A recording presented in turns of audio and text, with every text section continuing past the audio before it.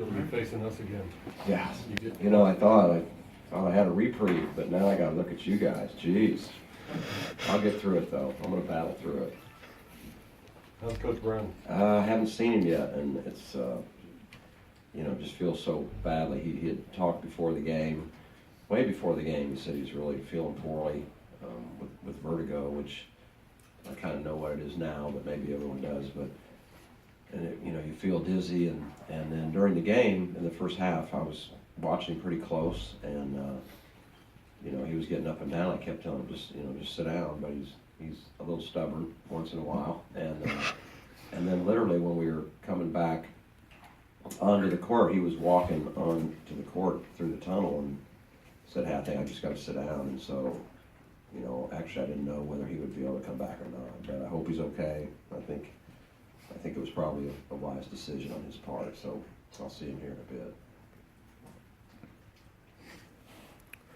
Were you concerned at all about a letdown after the emotional win against Cincinnati Yes. tonight? Mm-hmm. How did you guard against that? Just sometimes you just talk about it and you hope everybody's listening. You know, Coach had talked about it a number of times, and including right before we went out again, but sometimes it doesn't stick and sometimes it does.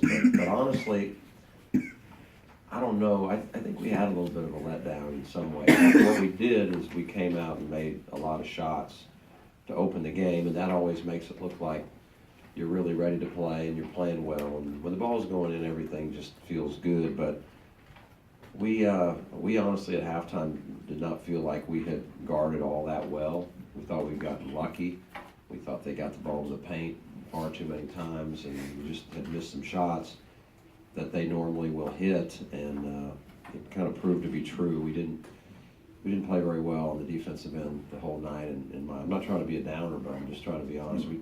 You know, when someone comes on your floor and shoots 54% second half, you know, you're going to have it tough. Luckily, we had a good offensive game for the most part, and were able to score points, but we fouled too much. They went to the line more than we did, and we allowed them to get a lot of easy shots. Even didn't get picked up sometimes in transition.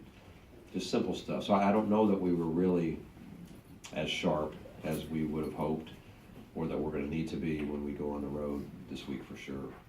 Well, Tim, you did take control of the 15-0 run early on, but at the end of that run was 3 threes in a matter of a minute, including the one that started as an alley-oop became a three-pointer. When that happens, you kind of know that things are going to go. Yeah, we practice the alley-oop three-pointer. We want to make it look like it's a pass, but it's actually a shot. Then they don't guard it as well. That's what.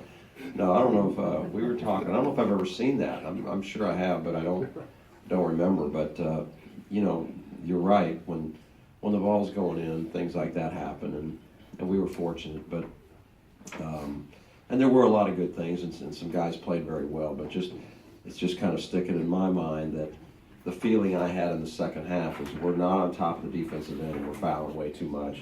And thankfully, we finally kind of grabbed a hold of it the last, 7 minutes and started to get a little bit of flow offensively and got some easy baskets and took care of the ball better and took better shots and those kind of things. The things that win over time, just, you know, shooting does not win over time. Shooting's going to come and go, but the other things you got to count on is kind of what we built our program on, and maybe not as sharp, but not bad, not a poor night in any way.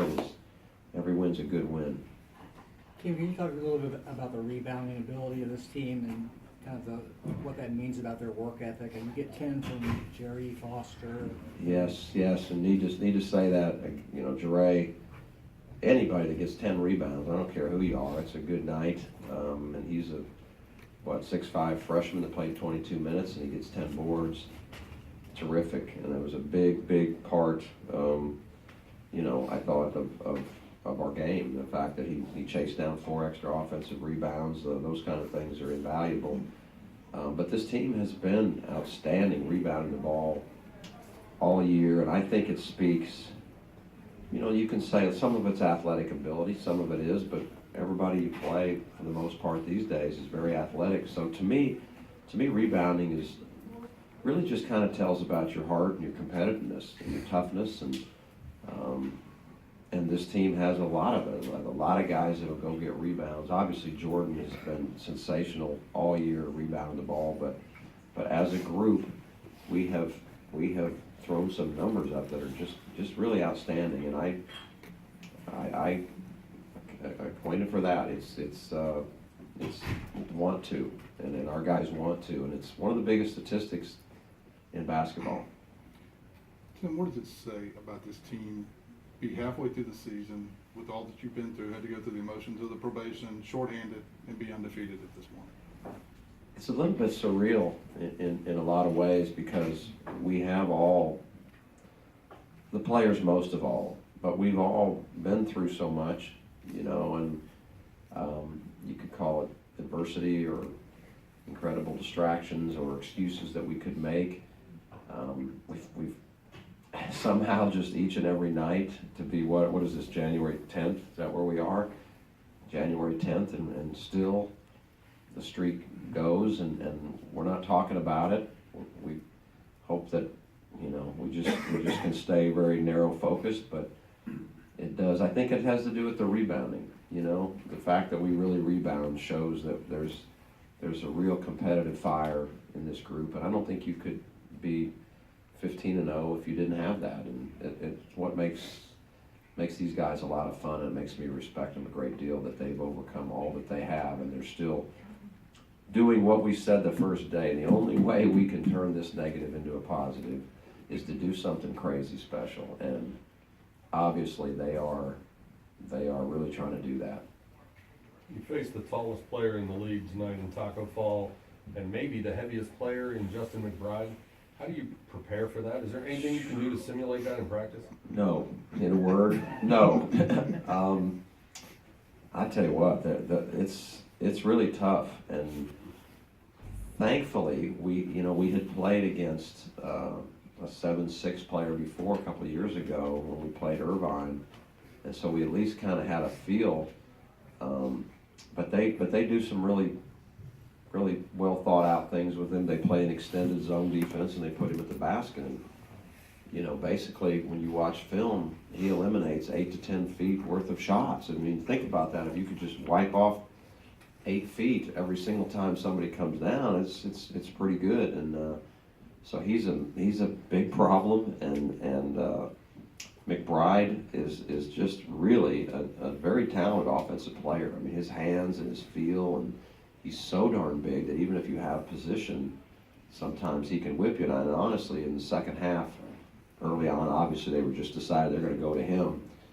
And, you know, I know my mind was spinning thinking, hey, that we've got to find a way to counterbalance this a little bit. We tried to trap a little bit. It wasn't all that great. We definitely wanted to try to front, and we did better at that. But hard to, I mean, it's those two guys now. That's a real problem, and it's you know, it's going to stick around for a while. We got to play him again. Dan Moore finished with 23 points, a career high. Can you speak about his maturation as a player this year?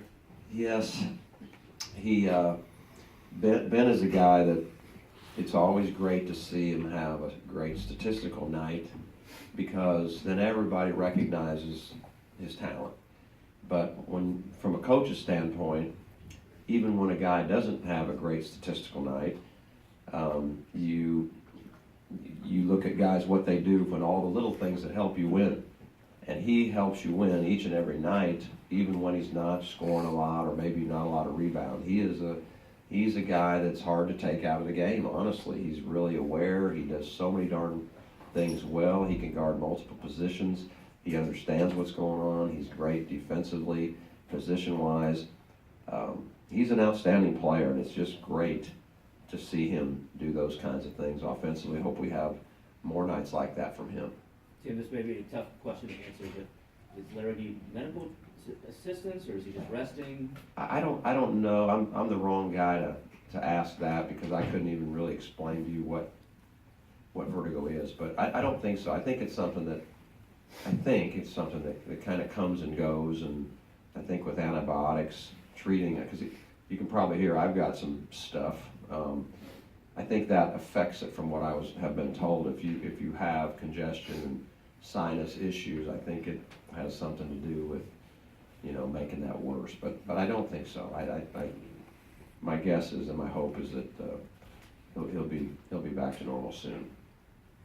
Marcus Kennedy had 2 points tonight, and I think 2 against Cincinnati, and he fouled out tonight. And Coach Brown said before Cincinnati, he retweaked his ankle, I guess, in practice. How limited is he? How much are you holding him out of practice? It's coming now. For a long time, he was just out of practice, you know, and so I really feel for him because you can't just walk onto a college court and just play really well. You know, you got to be in great shape. You've got to kind of have your rhythm and your feel and all those kinds of things. And ever since he got hurt, he's been not playing a heck of a lot more than he has been playing. And he's been athletically way behind what he normally is. Now he's gaining on it, and he's also gaining in practice and getting more and more reps. And I think we'll see the old Marcus one of these days. I hope it's very soon.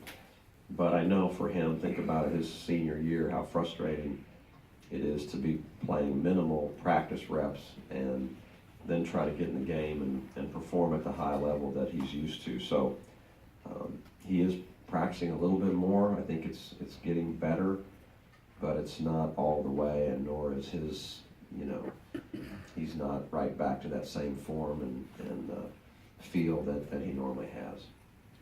Thank you. One more. I was just going to say, was there any discussion either today or before Cincinnati of sitting him out entirely? No, no.